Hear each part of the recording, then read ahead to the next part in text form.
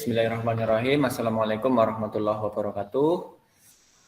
Waalaikumsalam warahmatullahi wabarakatuh. Ya, Alhamdulillah pada kesempatan hari ini kita bisa berjumpa di ruangan Maya ini, tatap Maya melalui Google Meet dalam pembelajaran PJOK ya untuk kelas 11 IPS. Dan untuk hari ini kita mulai dengan berdoa dulu. Mohon diberikan kemudahan dan kelancaran. Ya. Silahkan salah satu dipimpin berdoa. Untuk mengawali kegiatan hari ini, marilah kita berdoa menurut kepercayaan masing-masing. Berdoa dimulai.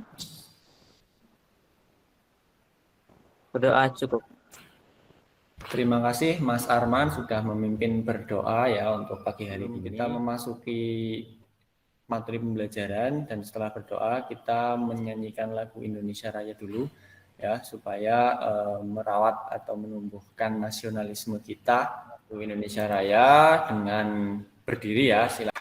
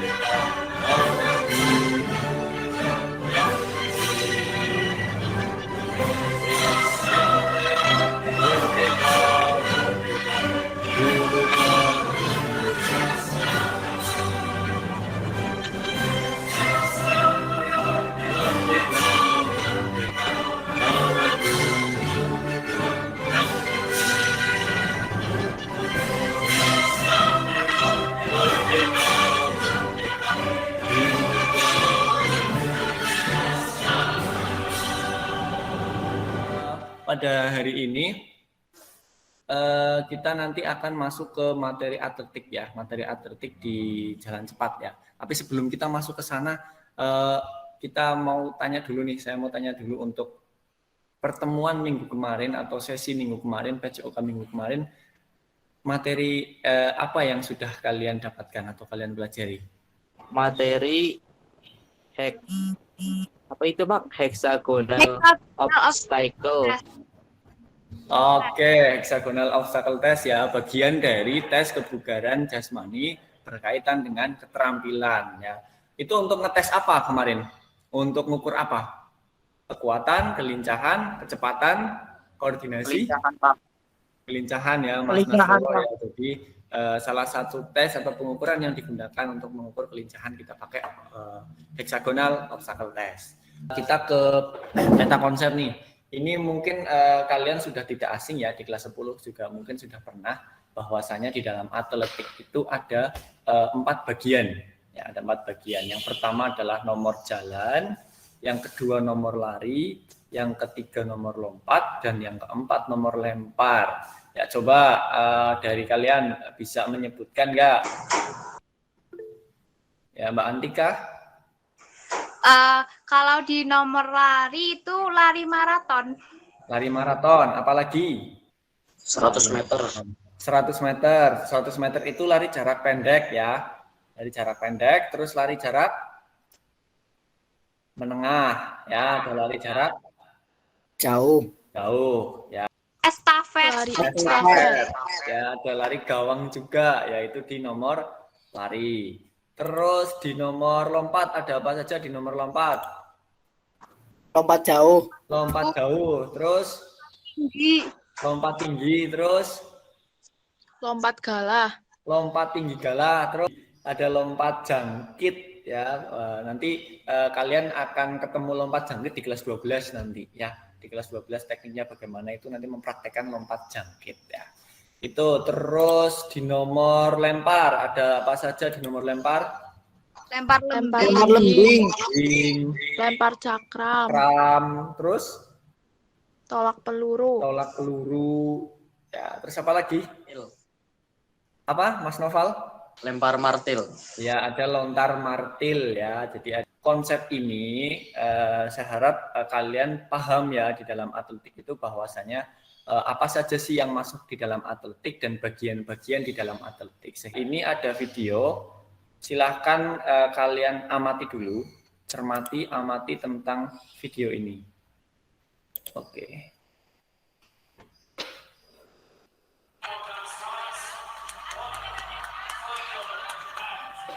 Hendro menuliskan namanya dengan tinta emas setelah menjadi juara di nomor jalan cepat 20.000 meter putra pada SEA Games Kuala Lumpur Selasa siang.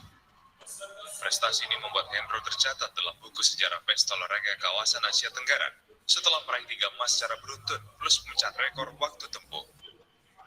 Hasil ini cukup mengejutkan lantaran sebelum SEA Games Hendro sempat dirundung cedera. Selain itu, bantuan dana dari pemerintah untuk berlatih sambil melanjutkan jenjang S2 di Spanyol tidak kunjung ia peroleh.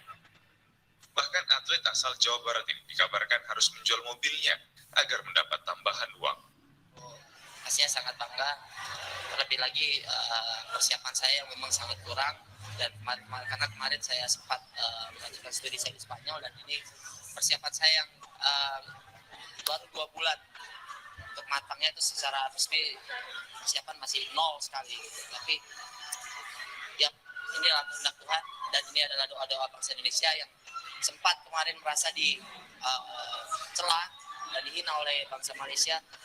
Saya membalas dengan kemenangan itu bahwa Indonesia adalah merah putih, bukan putih. Nah, sekarang pertanyaannya ya, setelah kalian mengamati video tadi, setelah mencermati video tadi, nilai dan pelajaran apa saja yang dapat kalian ambil dari video tadi? Coba kira-kira apa yang dapat kalian ambil tadi? Menurut saya, nilai dan pelajaran apa saja yang dapat diambil dari video tadi yaitu kita harus konsisten dengan apa yang ingin kita capai. Jadi, jika kita ingin mencapai suatu hal yang merupakan suatu hal yang sangat berharga, maka kita harus berusaha dengan sungguh-sungguh walaupun kita juga merasakan sakit dengan hal-hal yang datang atau masalah-masalah yang datang. Maka dari itu kita harus konsisten dengan tujuan kita. Terima kasih. Good ya, terima kasih Mbak Antika ya, jawaban yang bagus atau pendapat yang bagus ya. Applause dulu boleh, good ya. Jadi tadi seperti yang disampaikan Mbak Antika bahwasanya ketika kita menginginkan sesuatu atau memiliki tujuan yang ingin kita raih, kita harus konsisten untuk mencapai tujuan tersebut walaupun banyak hal-hal yang banyak kendala yang menghalangi. Apalagi tujuan tersebut tidak hanya untuk tujuan istilahnya tujuan pribadi ya, karena tujuan yang tadi diraih oleh Hendro Yap itu adalah mengharumkan nama bangsa di kancah internasional. Dan ini jadi motivasi kita untuk bisa terus semangat belajar dan konsisten dengan apa yang menjadi kewajiban-kewajiban kita. Ya. Gitu ya anak-anakku semuanya, kita lanjutkan. Nah, tadi kan ada jalan cepat ya. Nah, selain nilai-nilai yang tadi sudah bisa kalian dapatkan di dalam video tersebut, coba bisa nggak kalian menjelaskan? Tadi kan sudah lihat cuplikan jalan cepat ya, menjelaskan perbedaan antara jalan dan lari. Perbedaan jalan. Kalau jalan cepat, telapak kakinya selalu nempel ke tanah. Kalau jalan, telapak kakinya selalu Telapak kaki selalu menempel ke tanah. menempel ke tanah ya. Terus kalau lari? Keangkat. Kalau lari keangkat ya. Terus mungkin teman yang lain ada yang mau menambahkan? Mbak Felita. Kalau jalan itu tidak ada melayang di udara, tapi kalau lari itu badan kita ada melayang di udara. Ya, Mas Hafid, angkat tangan juga. Silakan. Kalau pada jalan cepat, kaki harus selalu menginjak tanah. Sedangkan kalau lari, kaki tidak selalu menginjak tanah karena ada saatnya kaki melayang dan ada juga melangkah. Oke ya, jadi dari 3 pendapat tadi kita sudah bisa membedakan ya antara jalan dan lari. Bahwasanya ketika kita berjalan itu ada saatnya kita tidak ada saat kita melayang, tapi kaki itu selalu menapak terus, menapak. Melangkah dengan selalu berada di atas tanah, kakinya menapak bergantian. Tapi kalau lari itu melangkah, tapi ada saatnya kita melayang. Jadi badan kita keangkat. Nah, itu adalah perbedaan mendasar antara jalan dan lari. Jadi untuk kesimpulan dari pembelajaran hari ini tentang tentang jalan cepat, yaitu jadi jalan cepat itu merupakan cabang olahraga atletik.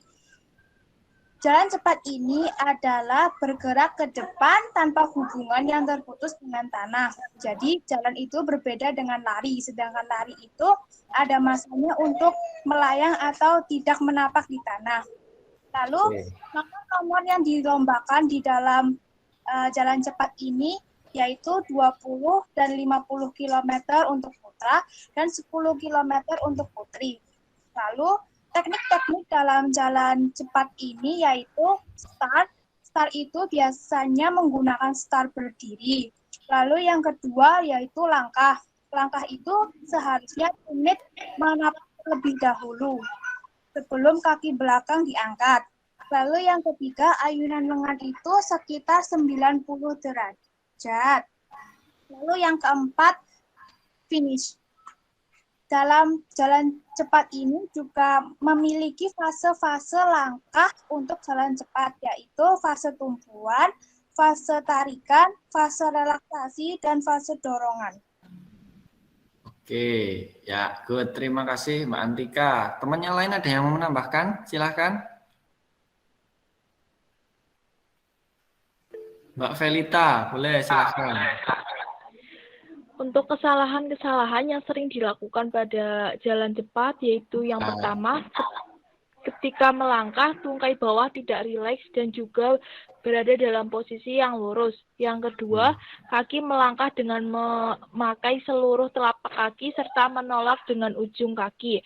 Yang ketiga, ayunan lengan yang terlalu lurus. Yang keempat, pola strategi nafas tidak tepat.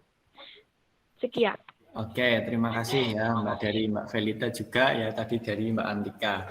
Dua yang bisa kalian simpulkan ya, saling melengkapi. Ya, jadi di dalam pembelajaran ini kita memahami dan mengetahui serta nantinya untuk bisa mempraktekkan tentang jalan cepat ya. Dari mulai tekniknya, startnya tadi dijelaskan oleh Mbak Antika menggunakan start berdiri. Terus langkahnya, terus posisi lengannya, posisi badannya, terus yang terakhir adalah masuk finish ya. Ketika kita memasuki finish, kita mendahulukan bagian atas ya, cepat terus mendahulukan bagian atas itu untuk memasuki finish. Nah itu untuk materi kita hari ini ya. Begitu untuk mengakhiri pembelajaran kita siang hari ini, silakan dipimpin berdoa.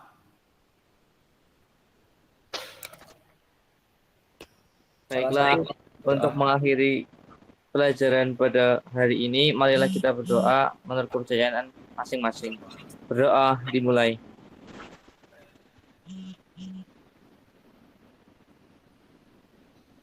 Doa cukup.